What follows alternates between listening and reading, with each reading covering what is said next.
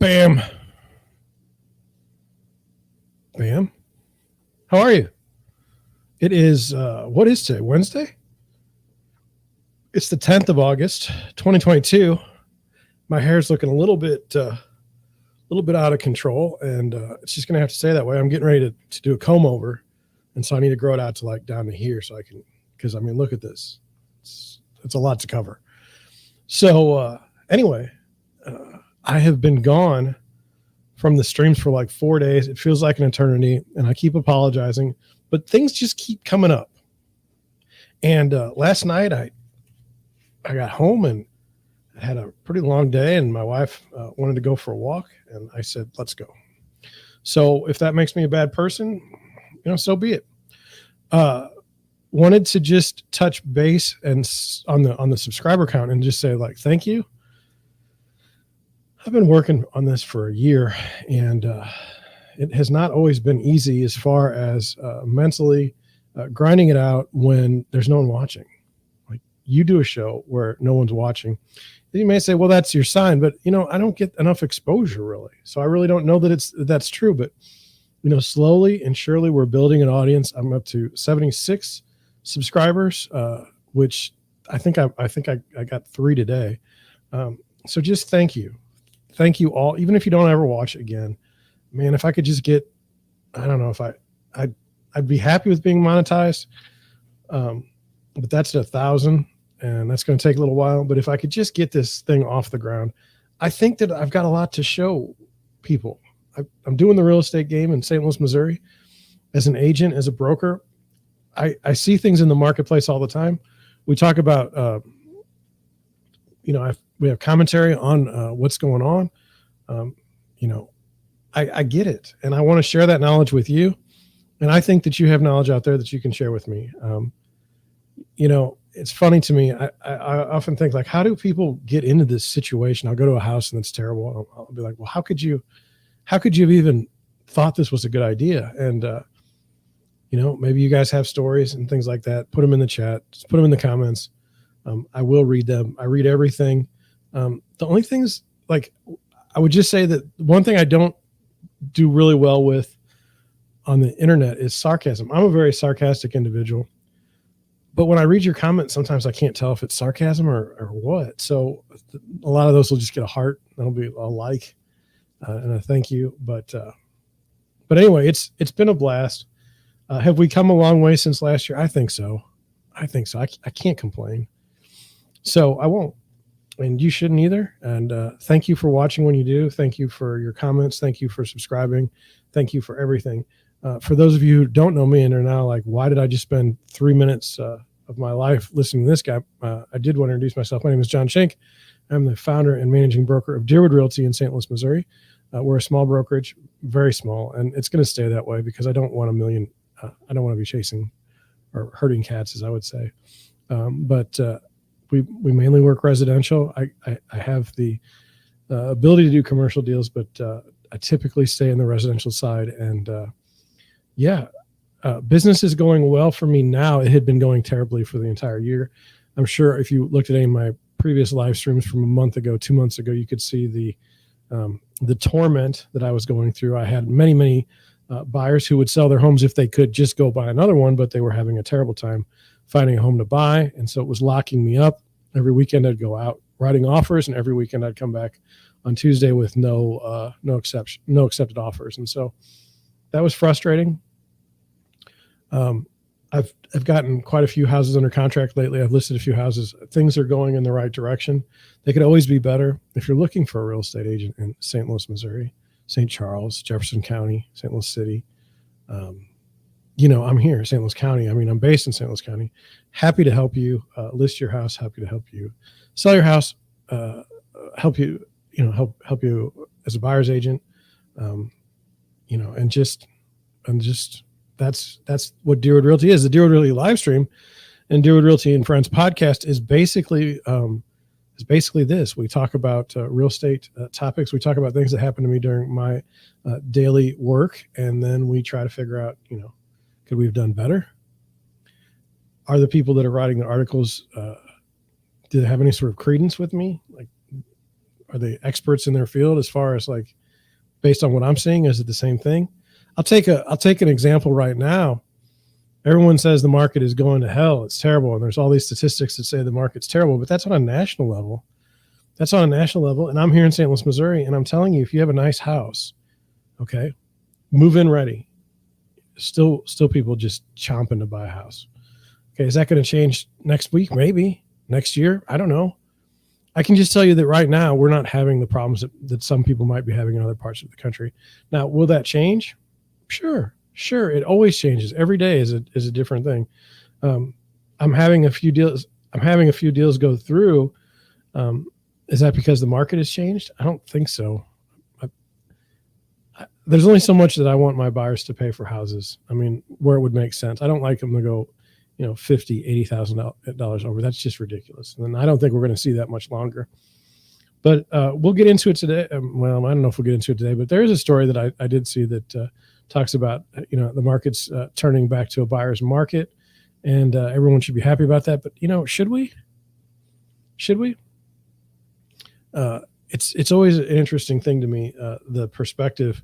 If you're a seller and you sell for a good amount of money, that seems like a good market, right? But then buyers have to buy, and it's a terrible market for them. That's been the case for the last 2 years, in my opinion. Now, let's just see what happens. There's so many different variables, so many different things that no one can really count on. So we'll go and leave it at that. I have my notes.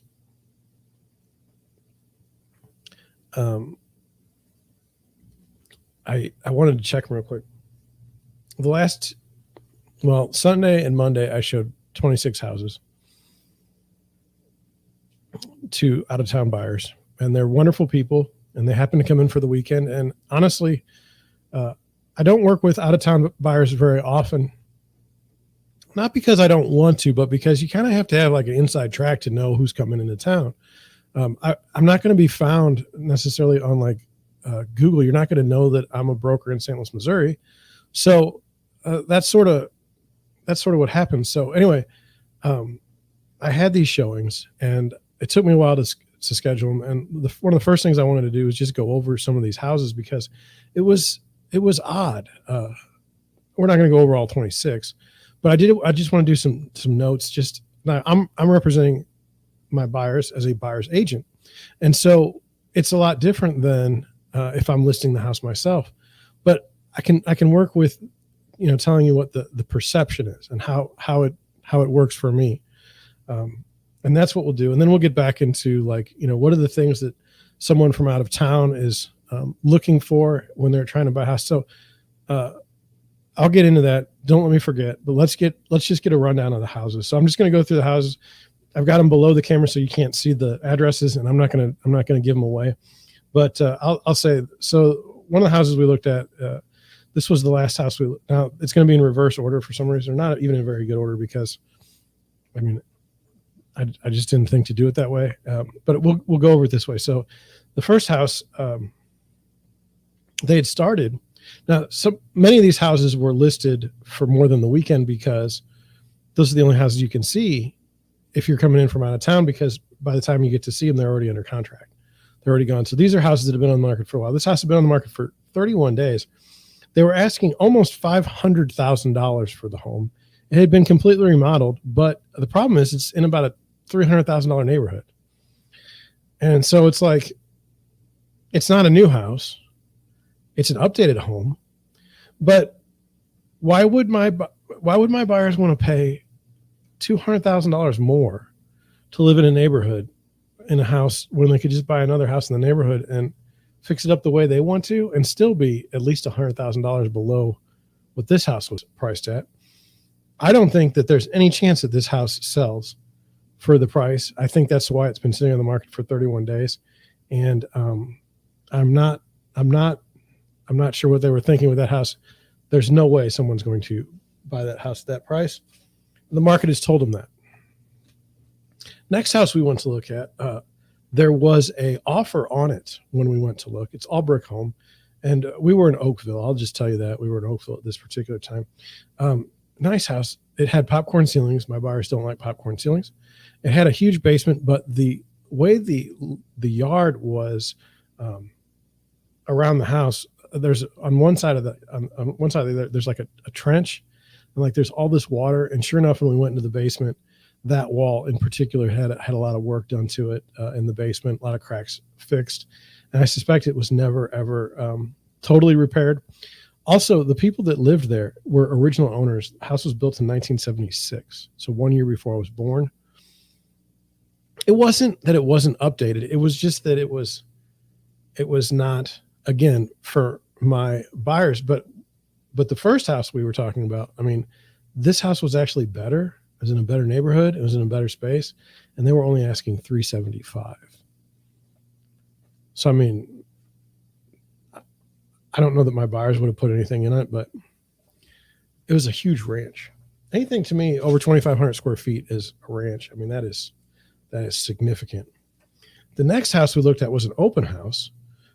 It was also in Oakville. It was priced $50,000 below the last house we looked at, so $300,000, built in 1979. There was nothing wrong about this house. The lot was like a wedge in the backyard. I'm going to do like a wedge in the backyard. And that was kind of weird. There was a deck, but they cut it off. So when you tried to walk out, you couldn't walk out because they had a gate, they had a gate across it, so you couldn't walk to the deck.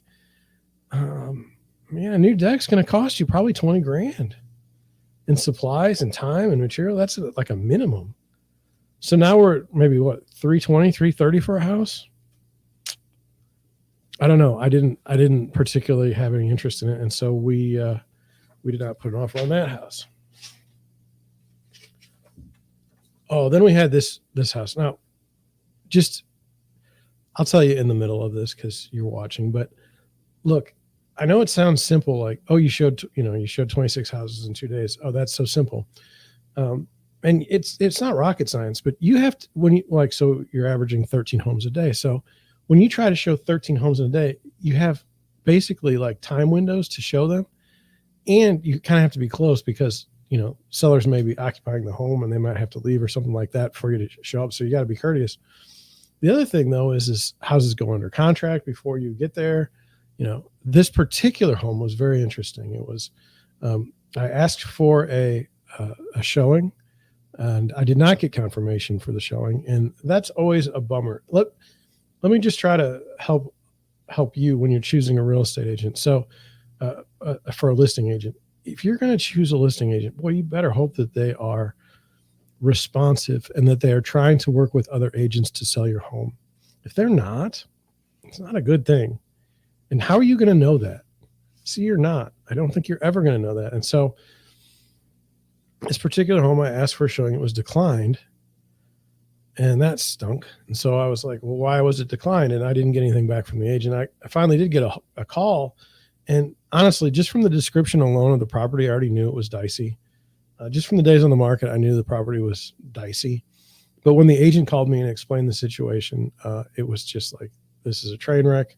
And I feel sorry for the agent that took this listing because it's going to be a tough one for them to sell. So all I would say is there was no way we were buying that house because they wouldn't let us see it. It was also a train wreck. Let's look at this house here. Okay, so then this next house we looked at was in Melville, but it had the Lindbergh School District. In St. Louis, that's a big deal. The school districts often will play a large part into property values. This house, some of the things. First of all, when you look at it, it's a ranch home. When you look at it from the front, but it turns out it's a split level in the back. Yeah, weird. Also, when you go in the garage, one of the things that I can't stand, and I don't know if you guys care or not, but if you're going to have a garage, a 2-car garage, how about this? How about making it so that you can go from the garage and open a door into your house? I mean, does that seem so unreasonable? This house, didn't have that. You had to walk outside to get into your house. And there was a driveway in the back. There was a long walk up to the front. The price, they've already dropped the price. They're going to have to drop it more. Carpet in the basement seemed a little moldy, a little mildewy. And so that was a no. It's kind of funny. This house was built in a certain time frame in the 1950s. And in the 1970s in St. Louis, they started taking these homes that were built in the 1950s and taking those designs and kind of redoing them. So we went to another home after this that it had taken design cues from a home like this. It was not mid-century modern per se, but it really did. It really went that direction later on. It's kind of interesting. And people in St. Louis love, at least in South St. Louis, love that mid-century modern. I live in a mid-century modern home. My other agent, Jan, lives in a mid-century modern home. And I mean, we just kind of like them. So the next house, this was a split level. And from the picture, I'm looking at it now, I remember nothing about this house. Oh, yeah, now I remember. Okay, good. Getting old. So this house was essentially a split level. If you're a buyer looking for a split level and you like split levels, you should be in luck because I would say 80% of the population hates split levels. So, I mean, you're golden there. The prices are always going to be lower than anything else in the neighborhood, at least in St. Louis, and at least at this time. Now, things change, like the mansard roof. I would never want one of those, but maybe someday they're going to come back. I don't know. So this house, going in, the problem was the basement was a disaster. They had pulled up the flooring. There was no baseboards. There was no trim because it had leaked. We had terrible rainstorms last week, record rainfall over 24 hours, like twice. And this house, I think, would have been fine had it not been for those rainstorms, because once those came through, the basement was just a disaster. And so that was it. I'm going to cough. I'm sorry. And I'm going to get a drink. I went to Burger King this afternoon. It's all right. I mean, anyway. So that was a no. And what I wanted to tell you with my buyers were approved for probably $500,000. But we didn't look at all houses that were $500,000. I mean, some of these houses, came in at like one of them came in at 189, which we'll talk about later. Now, this next house,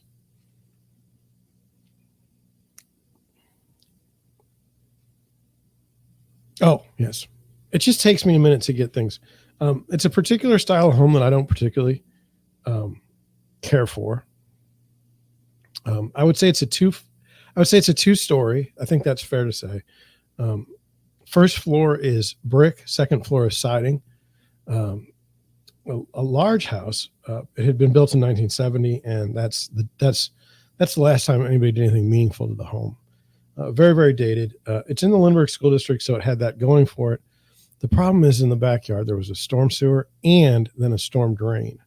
So one is fine, but they actually had a river, like a concrete ditch running through the backyard. And first of all, I don't want to cut the grass. I don't have to go over the ditch just to cut the grass. And second of all, whenever it does rain, all that rain is going to pour right into that spot. It's going to be a lake. And just between you and me, look, if I can buy a home that's in the storm sewer, or I can buy the exact same home that's not in a storm sewer, same price, I'm just going to go ahead and buy the one that's not in a storm sewer. Is the storm sewer a bad thing? Not necessarily, but why do it? Why risk it? And that's kind of where I was at with this house. It was too big for my buyers. They weren't going to want it anyway, so we move on. Next house, about a block away, also in the Lindbergh School District. This house has been on the market for 30 days, 1,500 square foot. One of the issues is my buyers have a dog. Actually, I have two dogs, and there's no fence for this house, so we'd have to build a fence. And then the house was very, very dated. It was old people, and they had lived there, and there's nothing wrong with old people. But this is between you and me. When I'm listing a home, okay, and it's old people moving out, then they need to get all their stuff out, all of it. Don't put it all in the garage so that nobody can walk around the garage. Just get rid of it all. I know that sounds harsh, but it's like you're not doing anybody a favor when you have like half of the house filled with stuff and half of the house without stuff. One of the other issues was, of course, the yard slanted straight towards the house in the back, and there was a 3 seasons room with carpet that had been continually exposed to moisture, and so it was full of mildew, and the smell was awful. Asking price too high. Asking price too high, based on comps in the neighborhood, based on just the bedroom was small. Another weird thing: some people on the master bath want a tub. They just want one. They want a tub and they want a shower. This house didn't have a tub. My buyers want a tub. They can put one in, but again, they're at a price. They're almost at a retail price for a house that's a fix and flip, or so a fixer upper. And so that's another thing that I wanted to talk about real quick. So many people tell me when I first meet them, so many buyers say, hey, John, we'll buy a house and we'll fix it up. We're totally good with that. And I look at them and I'm like, well, that's great. That's great. But there's always this, in my opinion, a faulty assumption that there's all these houses out there that need a ton of work, and they're just, they're priced perfectly so that you can just go fix them up. And you're going to have equity in the home instantly once you take on the risk. And that's just not the case. Like, this particular house needs a lot of work, and they priced it pretty much darn near at what a nice house would go for in this neighborhood. So even if you get $10,000 off, even if you get $20,000 off, house still needs probably $60,000 to $80,000 worth of work. So you're not really getting ahead. You're better off just buying a house that you don't have to fix. In this case, and so my buyers understood that, and then so they moved on. Next house, also in Lindbergh School District, beautiful house, asking $425,000. The house had just gotten on the market, and we were lucky enough to be able to set an appointment. First issue that I had was I don't like being filmed. And this particular home had cameras everywhere. So that was number one. Number two, you walk in, off to the right is stairs to go upstairs. You're on the main floor. You go to the left, there's the kitchen, there's the family room. There's a laundry on the first floor, which is great. And then you can go outside of the backyard. Backyard was wonderful, great size. There was a huge shed in the back for, like, if you needed to put your lawnmower and stuff like that. There was no way to access the backyard from your garage. There was no door or anything, and there was no sidewalk, so you were kind of stuck. So you almost needed a shed back there. But anyway, the thing I didn't like about this home, basement was fine. There's no issues. The thing I didn't like about this home, to be honest, was upstairs, they just acted like they didn't care. So there's this, like, a kind of a great room area when you first go up the stairs, which I really like in homes. They had turned theirs into an exercise area. So there was a treadmill and some weights. Then they had a bedroom off of that, but the bedroom had lockers in it. I didn't like that particular theme in the bedroom. I can understand a lot of times in St. Louis, you'll see somebody do like a man cave with bleacher seats or something like that in the basement. Totally normal. But you could have lockers in the basement, but just in a bedroom like that, it was just kind of off-putting. And then there was a bathroom, but it had been built in 1978 and it had not been touched since then. So that house was a no. Also, it was on a main street that was busy. Next house. This house was fascinating, okay? We ran into this home. They're asking as much for this house as they're asking for some of these other houses that don't need near the work. We walked in. We laughed immediately because the picture hid most of the front picture of the home hid most of the ugliness of the home. So they did a good job there. There's a tree that's covering most of it.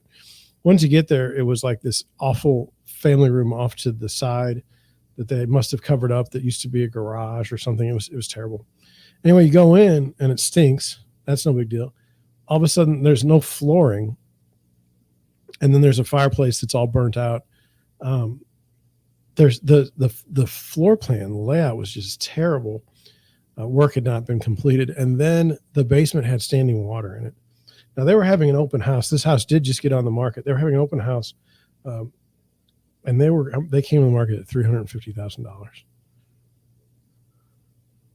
I mean, on what planet is somebody going to buy this house for $350,000? Was it worth? I mean, did it have a nice lot? I mean, no, because the problem was it had all this huge front yard space, but the backyard backs right up to a major street in St. Louis, and it's just like terrible. I mean, and my buyer wouldn't go downstairs to even walk through the water. And I don't blame her or him. The first house I met my buyers at, It was a slab home. It was in Old Fenton, and it was less than $200,000. Now, if you're familiar with the real estate market here in St. Louis, you'll know that anything below 200 in this market should be questioned. Uh, Not as a negative, but just like why are we looking at this? This is not a good situation. And you say, well, John, that's all I can afford. Yes, fine. This was not the house, and when you looked at it, you should have known immediately that this wasn't the house. It was a slab home, which is never a great seller, but what are you going to do? It was ugly as can be inside, and it was full of sadness. Let me just say that. What does sadness mean? Holes in the walls. There were doors ripped off of its hinges, and the flooring was terrible. I don't know what it is about a house, but like you can really make a difference with the flooring choices you choose, and they chose poorly, and it was just bad. I don't know who would want to live there ever, and so whatever price they price it at isn't low enough. Just giving you my honest opinion. So then that was the first day. I don't know how many I've read off, but I did want to put it out there. Let me check something real quick. Okay, good. I needed to get something set up, and I did. So then, after the first day, my buyers were sad. But now let me just couch this. They're out of town buyers. They want a certain thing, and what I wanted to do. They were from kind of the north part of the county, north part of St. Louis County, and so they weren't real familiar with South County. And so my goal was, and I mean South in general, we did go to Jeffco and things like that, but my goal with them being in town was just to show them areas so that we could narrow down what they might want to buy in the future. I don't particularly want to sell someone a home. Like, it's just not who I am. I want people to make decisions on their own. So let's continue. So this is the next day. I did look at one other house on the first day on Sunday, and my buyers liked what they saw and decided that they might want to see it again. So that house gets put on the list for the second day. But let's continue. So the first house, it's never a good sign when you, first of all, can't schedule a showing online. And I say that because it usually means there's something hokey going on. This house, they were asking $370,000 for it. And in my opinion, it was a total teardown. It was built in 1900, and that's great and all, but the house itself was just a disaster. Someone had lived there for many years, and God bless them. I don't think they're on this earth anymore. And they were having trouble keeping up with the house at the end. The work that they were having done, clearly they were being bamboozled. And so it was just a bad situation. I don't like carpet that much anyway, but when it's wet and mildewy and the air conditioner isn't on at 100-degree day, that's a shower. That's a shower day for me. That means I'm going to go home and take a shower immediately as soon as I can. What was the best thing for this home? Honestly, the best thing for this home is to price it about $100,000, tear it down, and build a nice house. I'm serious. There wasn't anything about this floor plan or anything about this home that was historic. There was nothing that you could say, well, this is a good reason to keep this home where it is. It's in a great area, but that house is just terrible. It was just terrible. And so, no. Plus it had a shared driveway. I'd like to ask the audience. I'd like to ask my chat. I'd like to ask everyone that watches, what do you think about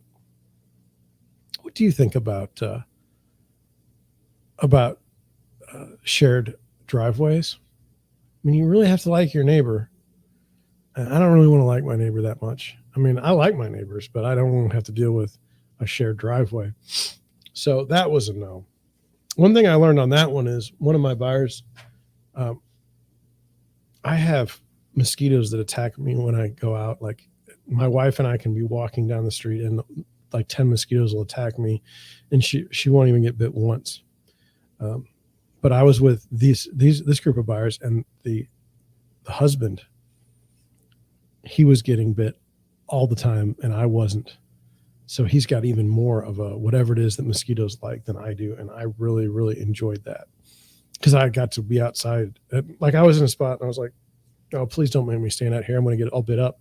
But was standing next to him, I didn't get all bit up because he got it all. So anyway, next house. That was a fun one. So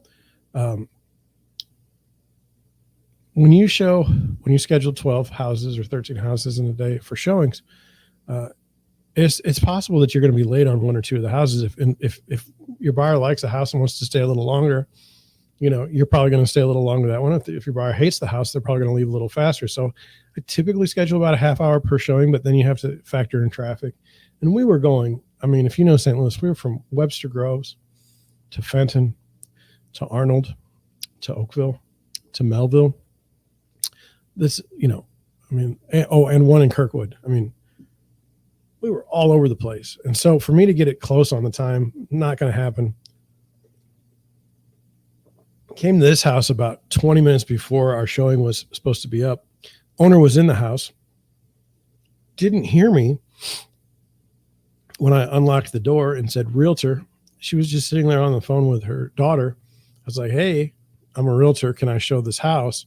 And she's like, oh, okay, sorry. And so then she was ripping on us because we were late, but I didn't.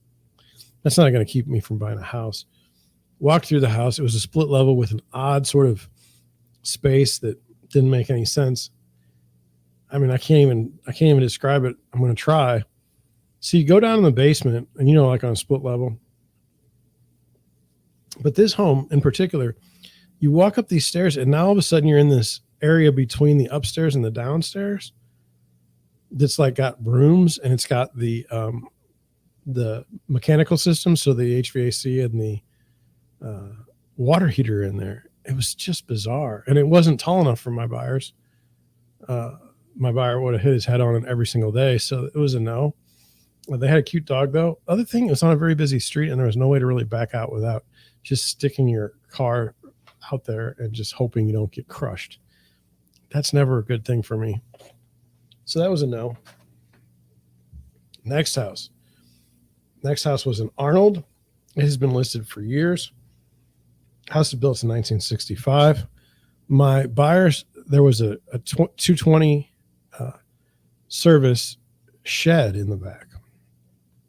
And my buyer likes to do crafts and things of that nature. So she thought that this would be a nice house if we could just, clean up around the edges. Well, it had a pool, but the pool was covered. And the home itself, we walked in, my buyer looked at it in the first room. She said, I'm not going in. And so that was the end of that showing. Husband and I went in as a courtesy to look through the house. We didn't like it. And then in the house, I told my buyer, I said, look, if the wife says she's not into it, like, we're kind of wasting our time here because she's a no. He was like, yeah, I know. Let's get out of here. So we got out of there. And we went to another house. This house was in Arnold as well.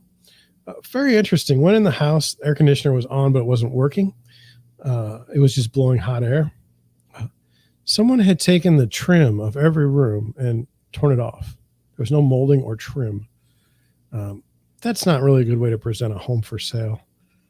We got to the basement. It looked like there was a mirror, like a two-way mirror, but you couldn't see the one side. That's kind of weird. And overall, the house was terrible.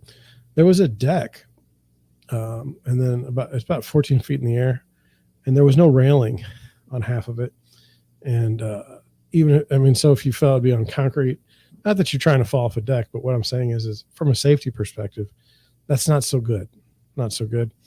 House was priced a little bit too aggressively, I think. And whoever buys it is, I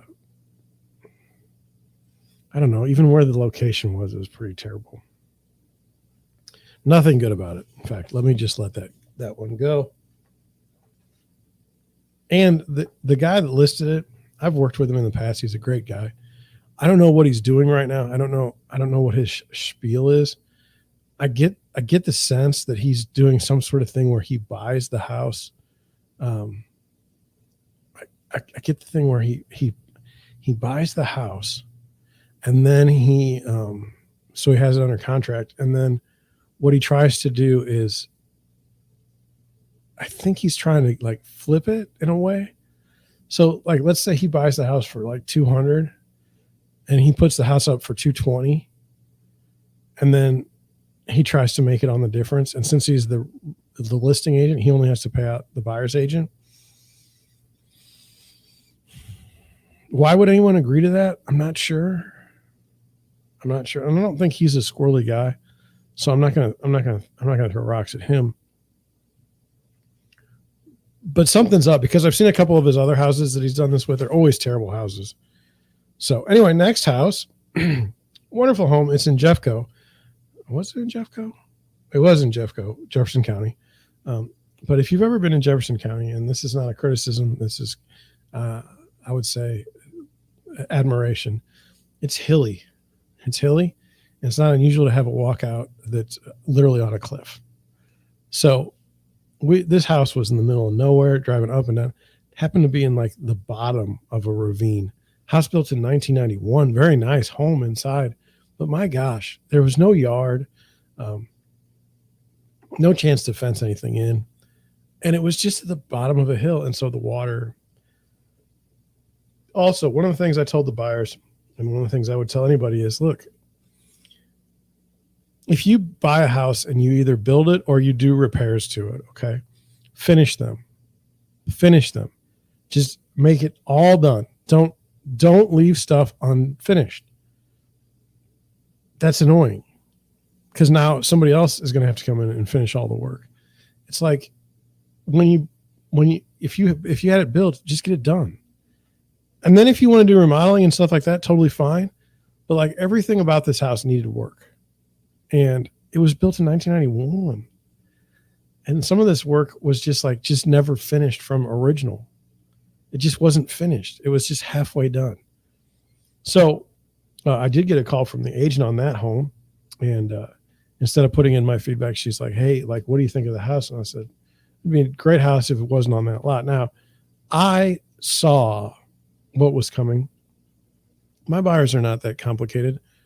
My buyers are not that understanding of what real estate agents can do to generate views, generate showings. Honestly, like, the picture that they used for the front of the house doesn't show it at the bottom of a ravine. It doesn't show it at the bottom of a ravine, but the way they took the picture, you can tell that something's up because of a couple of things. One, there's no houses on either side. Number two, if you look to the right of the picture, there's like a cliff that you can kind of see. And then number three, the way the house is centered in the middle is stupid. I mean, it's just bad. So didn't want to make an offer on that one.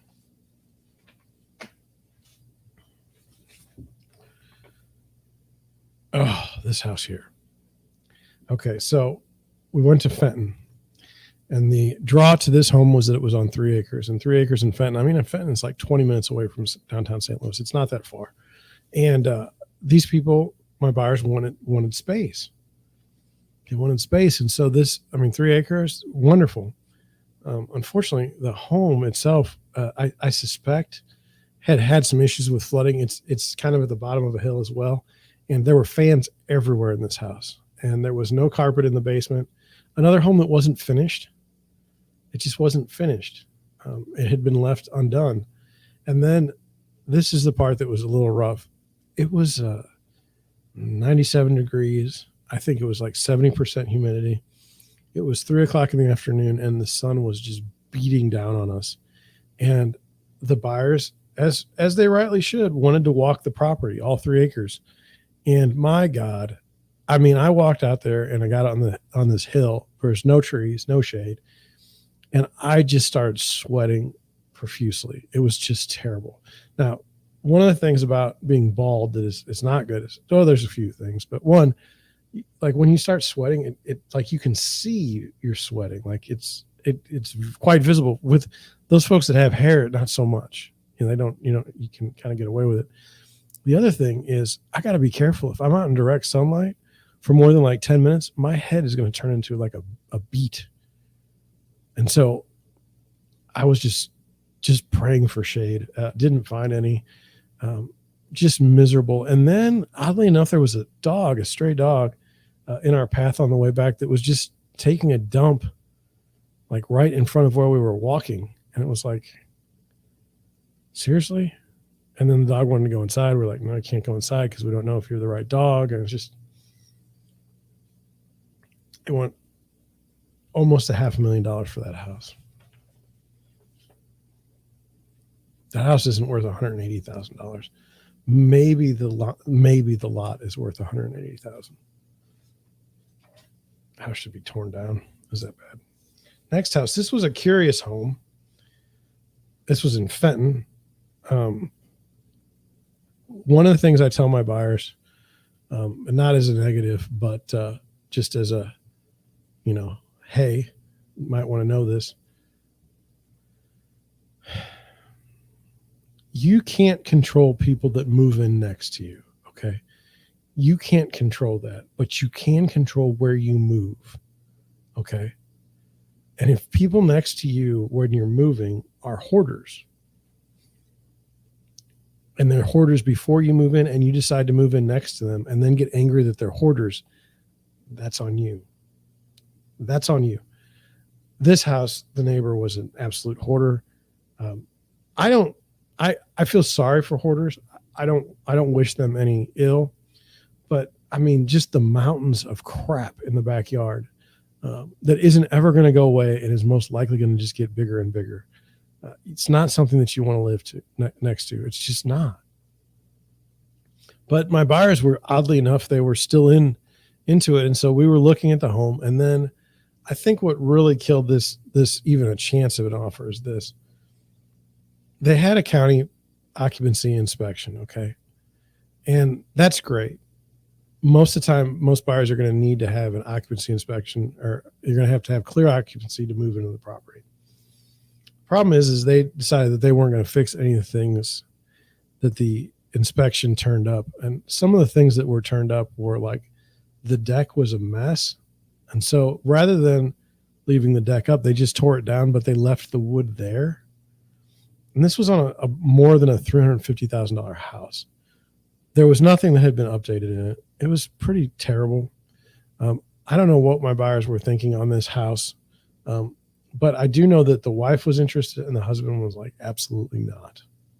Absolutely not. This is terrible. But we spent a good half hour in there. Oh, it was bad. It was bad. And that's, unfortunately, you have to go look at a lot of properties before you know, like, this is value in this market. We'll get into it a little bit more in a bit, but I did want to go over that. The next house was in Kirkwood, always expensive in Kirkwood, asking a fortune. The house was clearly, mom and dad were going to the home. It needed a new roof. It had it's not slate, it's cedar shake shingles. This is not something I want to deal with ever. It had moss all over it. It was going to leak everywhere. The front porch was falling off. The backyard was small. And then upstairs, like there was 2 stories, but it was only on one zoned heating and cooling. And so the upstairs was just nasty, smelly, horrible, hot place that, for what they're asking. There's agents, okay, in St. Louis. There's agents that are grizzled veterans, what I would say. And I guess that they've just lost their, like, whenever I list a home, there's like, I enjoy it. Whenever I help buyers buy a home, I enjoy it. It makes me happy. And when you see these agents that have been doing it for years, I think they've been beaten down so hard and so long that they don't even care. They just basically a listing appointment must go something like this. Someone will call and say, hey, my mom used you in 1947. Can you list their house as they're going into a home? And now this agent is like in their 80s and they're like, okay. I mean, hell, I don't even know if I'm going to make it alive till tomorrow. And so then they're like, the parent, the kids of the parents that are selling the house, they're like, well, how much can we get for this thing? And they're like, well, what do you want? I'm like, well, we want $500,000. All right, we'll list it for $500,000. There's no, what I would say, pride in getting a listing sold fast.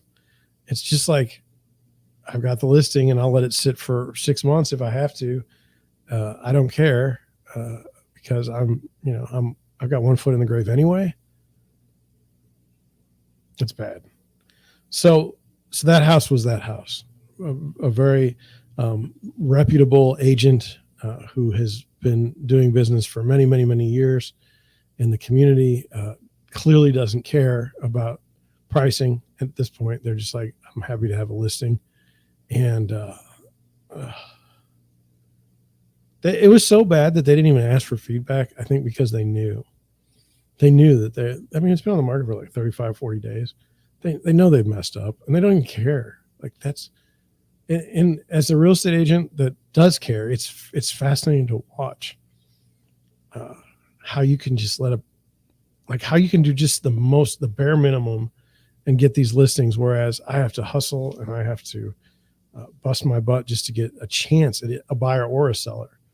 And these people just get business handed to them because they've managed to stay in the game long enough. Crazy stuff. So anyway, then the next house was cool. It was a mid-century modern. It was built in 1958. Asking price I thought was reasonable. However, it wasn't a fit for my buyers, and I feel like there was a sinkhole in the backyard. In St. Louis, there's sinkholes. One of my first listings ever that I took for Deerwood Realty, the house had a sinkhole, but we didn't know it was a sinkhole. We put dirt. The sellers put dirt there every year, and they just didn't really think of it as a sinkhole. So when we went to go under contract, there's a whole big thing. It was a whole big thing. But one of the buyers, they pulled out because they're like, you've got a sinkhole here, and we're like, well, it's not a sinkhole. We don't know that it's a sinkhole. It's just in the back here. And then there was another real estate agent that was very excited to buy it for himself, and the deal fell through because of the sinkhole. And then so finally, one more time, somebody put an offer, and they knew about it wasn't a sinkhole, but the ground sank, I guess. I mean, it wasn't like clockwork, like every year you put it anyway. So they bought the house and they've lived there ever since, and they're very, very happy. So good for them. This house here, I think in one corner, how can you tell a sinkhole? You want to ask John how you can tell a sinkhole? Well, look for odd landscaping. Look for a big patch of grass, like that pampas grass or whatever. Look for that in one corner where everything seems to be sinking down. I'm just telling you, that's what I see. There was no chance they were buying that house anyway. Next house, this was a disappointing one. This house was in Webster Groves, Webster School District. Priced, I thought, a little bit high for a 3-bedroom, 1-bath home, but the finishes of the home were impeccable. They had kids, clearly, but the kids hadn't destroyed the house. I liked the layout. I thought it was good, like for a young couple, young single person. Great house. Problem is it's priced for what like an established couple would have to be able to pay. So your main market is being priced out of this home. So that was a no. What's this one about? Oh, this was a disaster. So have you ever seen a house and you're like, man, that's a great house. I think we're going to go take a look. Well, yeah, sure. All of you have, I'm sure. But what happens? Like, do you ever go on like Google Maps and kind of just walk the area to see what's going on? Or do you just like look at the picture and you're like, I'm there? Maybe you should look at Google Maps. Maybe you should, because I was at this home. I saw the pictures and I did a little walk. Now, I knew from the pictures that this was not what we were seeing, was not what we were getting. Number one, the backyard of the house faced a major highway 44 here in St. Louis, interstate. So, I mean, the noise generated outside, it was unbelievable. The other thing is it was in like a cutoff street, so there's no place to park. So if you have friends, they're not parking at your house. And it had a shared driveway. Go in the house, it smells like smoke. My buyer is allergic to cigarette smoke. That's what she says. I'm okay with it. I don't know anybody's medical allergies and I don't like smoke. Like, stale cigarettes in a house is not something that I would want to But anyway, she can't stand it. And then in the basement, it's never good when the walls do this. Do you see that? Like just like this. Like a wall should be straight. This one was doing this. Or actually this because it's backwards. Yeah, that's not good. That's not good. They didn't design the wall that way on purpose. And then so you have this house. Like how are you selling it? Like what is its feature that makes somebody want to buy it? There wasn't one. There wasn't one feature that someone would want to buy this house. So that person's just got a terrible listing, and I think they priced it too high. I would love to be a fly on the wall to other listing agents. I mean, when they go to a house and they're like, hey, I'd love to list your house. Do they really want to list that house? Should they? Are they telling the seller that their house is great and everything? I mean, because they don't want to hurt the seller's feelings. Let's look at two more. Okay, the first one, I had been to the house previously with another buyer. I knew it wasn't going to work for them. Did I tell them that? No, because again, what I told you is with these buyers being from out of town, we were just looking at neighborhoods and trying to eliminate things. That's number one. Number two, hey, it might work for someone else. The biggest problem I had with this home, number one, I was probably one of the top 4 agents from the first 4 agents in the home on when it went live. And I noticed that the front door was kind of hard to open, but I did get it open. It was no big deal. By the time I looked at it again on Monday with my buyers, the agent had put a note that's like, hey, the back door is unlocked. I'm sorry, the key is just a disaster, so just go to the back. So I went to the back, but unfortunately, the seller had kept the door locked. So then I needed to find keys in the front, walk all the way to the back. By that time, my buyers kind of already made a decision, but we went in the house anyway. The big issue with that house is it's a huge home. Two bad things. One, in the neighborhood, the lots are big. And so what has happened over time, it's a desirable location. And so what has happened is people have torn down houses to build McMansions. This house, no matter what they do, it's never going to be a McMansion because it was built in 1939. So that's not going to work. And so now it's priced too high to tear down. But we're using valuations of the houses around it when those houses are, built this in the past decade. And those houses that are being built are like perfect craftsman style homes, which is what everyone wants on huge lots. And so, I mean, you're talking probably 700, 750 for those houses minimum. And now this house is coming to the market at $500,000. No. What can this agent do? I don't know. It's not a bad house. It's just the pricing is just not where it needs to be. Also, the basement. You go in the basement and it's like the house is, 2,000 square feet, but the basement is like 10 by 8. It was bad both times, but they had some cute cats. One of the cats we went in the upstairs, which was a zoned bedroom. We went up there and one of the cats was sitting in like a clothing drawer with his little head out, and he looked cute. Last house we're going to talk about. I've talked about Open Door before. I think that I'm not a big fan, but anyway, they miss this house. They listed it for $490,000. Okay. They bought it for $425,000. And after 180 days on the market, they're asking $396,000. So they're going to lose their butt on this house. Now, when you have Wall Street money backing you, you don't have to worry about losing your butt. Wall Street, for some reason, they put up with this garbage. I just don't get it. Not cool. But anyway, it's what they did. And so we went through it, and look, if it's been on the market 180 days, here's some of the issues. Number one, it was on a corner lot, shared driveway, no backyard. Number one. Number two, no one's lived in the house for like 6 months, at least. Now, I want you to understand, if you're a seller and you know your house is trash, and somebody like Open Door is going to pay you at least $25,000 to $30,000 more than the house is worth, and you're going to basically be taking on a Wall Street backed investment company and win. I mean, more power to you. More power to you. I don't know that there's anything I could have done. I could not have sold this house for what they're going to pay for it. Okay. Because I'm not in the business of, I can't make something happen in the marketplace. It's just not going to happen. Anyway, it was just terrible. It was just terrible. Ugh. Also, like, I can't just schedule a showing like I would with most houses. I have to call them. They have to give me the code the next day. It's kind of horseshit. It really is. I don't particularly want to have anything to do with it. Did I know it was going to be a horrible house? Yes. It's been on the market 180 days. Did my buyers know that? No, they don't get days on market. So how would they know? Should I have told them? No. Again, we were looking at parts of town that they might be interested in living in. That's the goal. So that being said, we did make an offer on a house and it was accepted today. It wasn't any of those that we talked about.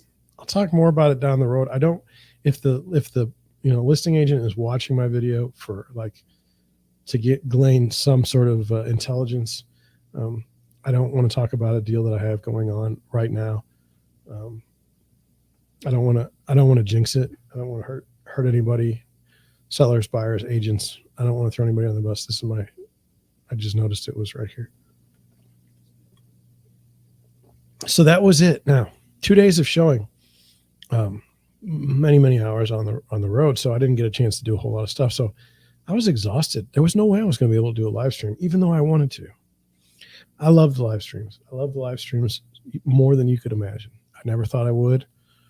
There's just something about documenting your day. There's just something about documenting the news. There's just something about getting your voice out there and being able to talk about things that interest you with other like-minded individuals, even though we don't have a huge chat following right now. We will. And I want to, I'm opening it up like real estate agents. Come on in. I'm not that intimidating. You should not be worried about me stealing your clients. I don't have any interest in stealing your clients. And like, if you're in a different state, like seriously, what are we worried about? What's going to happen? Nothing. The worst that happens is that I get a buyer that wants to buy in your state and I can refer them to you. And the worst that happens to you is that you find a buyer in your state that's moving and wants to live here in St. Louis, and then I can help them. So, I mean, just keep that in mind. Let's see. I think I do want to go over some things. I want to go over some stories and things like that. I'm sorry it's taken so long. Let's see where we go. I want to just check the outline. Oh, I don't really have to. So let's just go over a couple of the notes though. So number one, so we're showing houses to an out-of-town couple. What does that mean? Well, number one, they don't know the area very well. So we're going to have to go look in different areas. Number two, we're going to have to schedule as many showings as possible while they're in town so that they can see what's available in the marketplace. So that's very important. Number three, it's just important to build a rapport with people. I mean, it's one thing to talk to somebody on FaceTime or talk to them on the phone or text back and forth, but it's a whole different thing when they're with you and you can kind of go through things, what they might like. These particular buyers were looking for something specific in the sense that they were looking for something that was unique and original. And I think they ended up finding something perfectly, but it all worked out and I'm very, very happy for them. Number two on my list is ridiculous house asking prices. Look, I don't care who you are. If you're going to list a house for $350,000 that has a basement full of standing water, that has at least $200,000 to $300,000 worth of repairs, what is wrong with you? Like, what possessed you to list a home for that price? Where did you learn that that's a good idea? Where did you learn that that's going to work? I'm just curious. Like, are you related to the seller? Like, is that how you got the gig? Because, or did you just flat out lie and just say, yeah, I can get this for this house? Maybe you're not very skilled in the real estate listing game. Maybe this is your first listing. I don't know, but it was so awful. Price sells homes. Always. If your house is not selling, it's an issue of price. Okay. You don't want to hear that because you're proud of your home, and I don't blame you. But I mean, you got the hottest market in the what, 20 years since I've been in business. No, I haven't been in business 20 years. 2009, I got my license, but I guess it's been 20 years. God, it goes by fast. And you're not selling your house in the hottest market we've ever seen. That's on you. That's a pricing issue. It isn't the market. I mean, you're screwing up. And it was really sad. And then, lastly,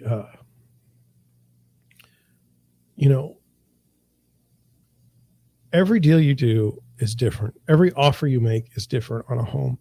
And the offer is usually predicated on what it is, what information you can glean from the sellers. And so your structure of your offer might be different, but you have to be in a situation where the buyers are comfortable with the offer price.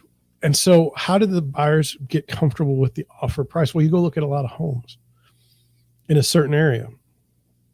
Then you avoid the buyer's remorse because you're understanding, like, okay, so I saw this house just down the street. Let's just do some fun examples. The house down the street needs a lot of work and they're asking $350,000.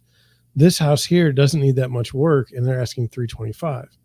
Well, this is the home to buy because it doesn't need that much work and it's cheaper.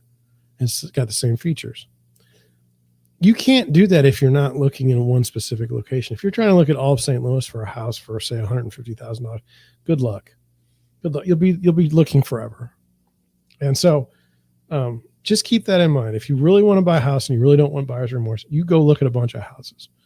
And if your agent won't let you go look at a bunch of houses, say they start getting pissy about having to show you a bunch of houses, get a different agent. There's a lot of good agents out there that'd be happy to show you anything. This is my opinion. This is from somebody that shows a lot of houses. This is how I feel like it should be done. So that's that. Do you want to look at an article before we head out? Let's do that. Let's look at an article and let's look at the interest rates. Let me go here. The mortgage rates I thought were kind of interesting. Share that. Hopefully you can see. Yes, good. This is my default favorite view now. Down here, that's pretty. I got to work on that. Okay, so down here is my survey. What are we at? 5.35%. That's what it was today. Didn't really move. Anything below 5.5%, I feel like we're golden. I don't mind there being some mortgage interest rate. When it was down in like the twos, that just created a mania. That was not great. I think that's what caused house price inflation. Just not good. So anyway, let's stick with under 5.5% and see how it goes.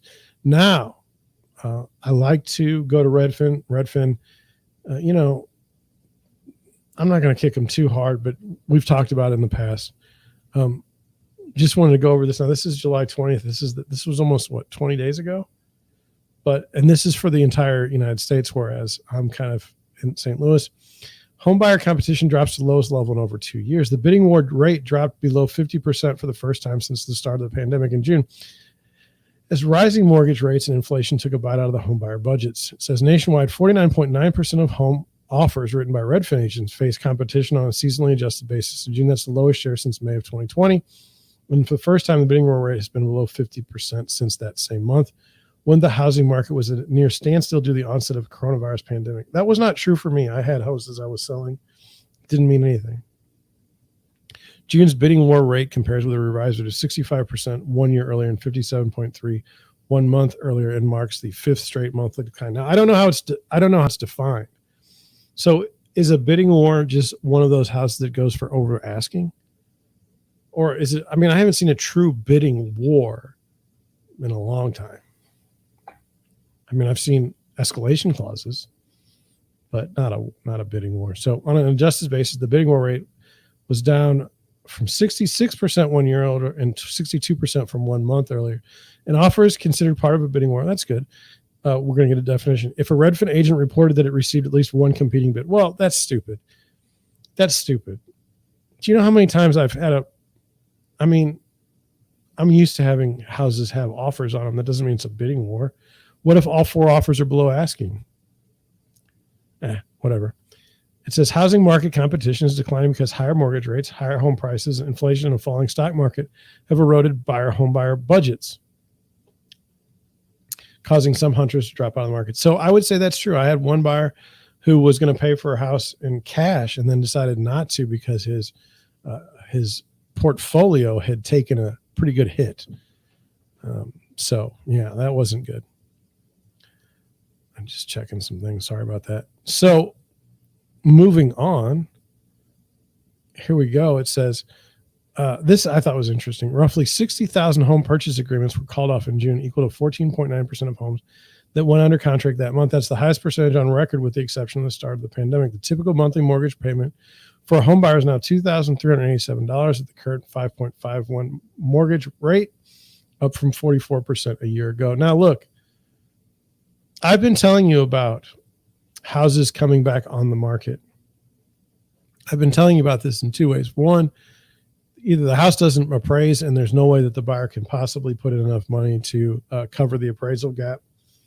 Or number 2, they were running off of a mortgage pre-approval from when the rates were 3 and they never got it updated. So once you were at 6%, they were out of the market anyway. They just didn't know it.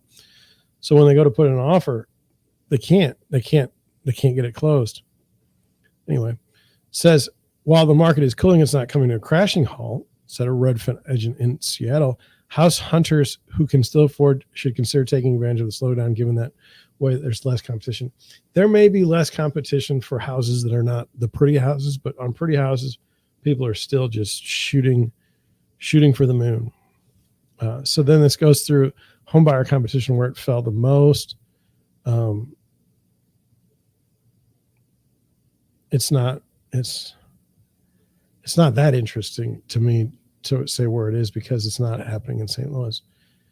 That's what I think about that article. I'm removing it. Interesting.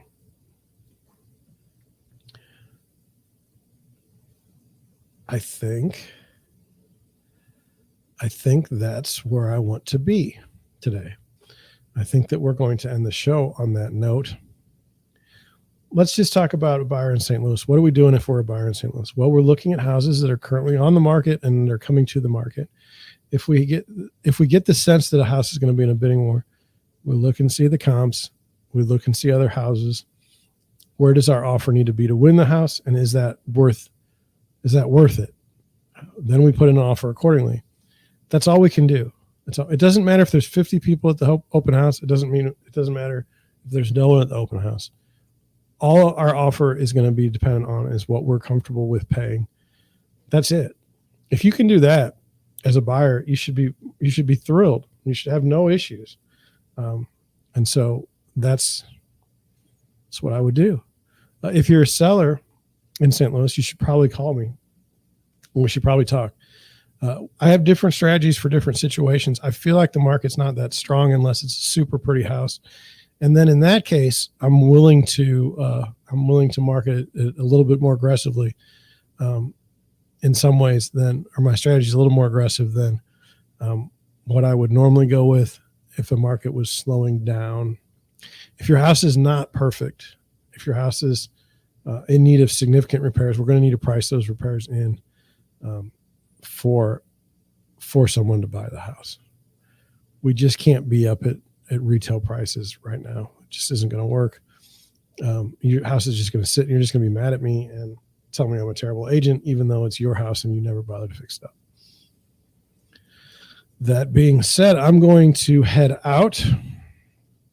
Thank you for watching. Thank you for listening. Thank you for your comments. Thank you for your subscriptions. And come on in the chat. Let's hang out sometime. I'd love to hang with you. That being said, I'm out.